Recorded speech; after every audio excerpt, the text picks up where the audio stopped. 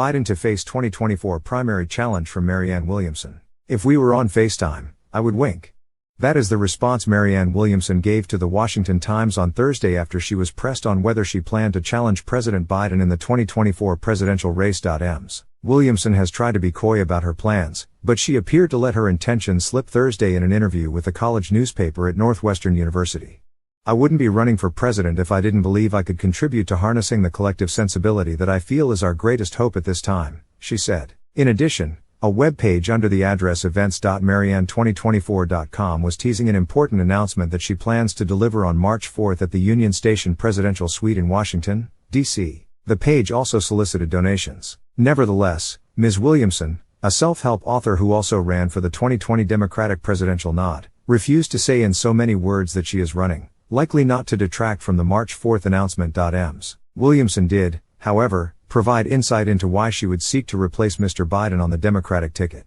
"Joe Biden deserves credit where credit is due. For one thing, he defeated Donald Trump, and, because he did that, America didn't fall off the cliff," Ms. Williamson, who unsuccessfully sought the 2020 Democratic presidential nomination, told The Times. "On the other hand, we're still 6 inches away from it. I see President Biden as someone who is trying his best to help people survive an unjust system," she said. "The Democratic Party shouldn't stand for trying to help people survive an unjust system. The Democratic Party should stand for ending an unjust system." Mr.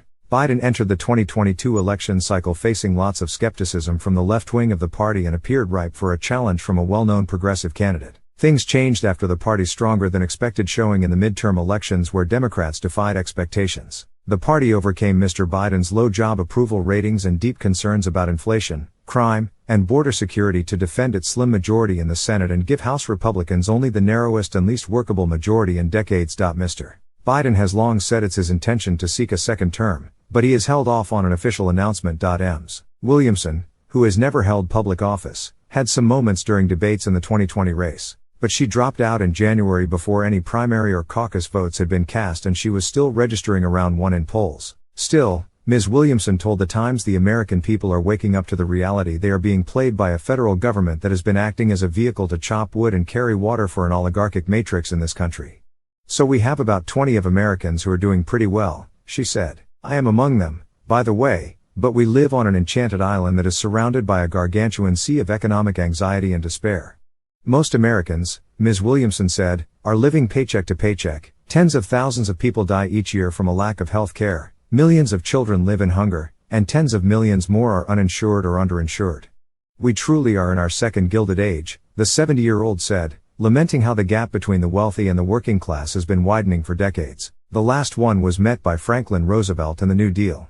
Ms. Williamson said the current challenges demand a bold agenda that includes passing legislation to establish universal health care, free higher education, guaranteed sick pay, and paid family leave. She said those positions are mainstream and she blamed the corrupt political system for casting them aside as far-flung and extreme.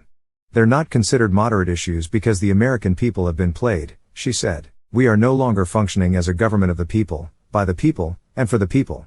We are functioning as a government of, by, and for huge corporate interests, who put their short-term profits before the safety, health, and well-being of the American people and the planet on which we live," she said. She said the recent train derailment in East Palestine, Ohio, is a byproduct of a crony capitalist system in which railroad companies sent donations to elected leaders to stave off regulations that could make communities more safe. Ms. Williamson said the current situation demands an end to the status quo in Washington.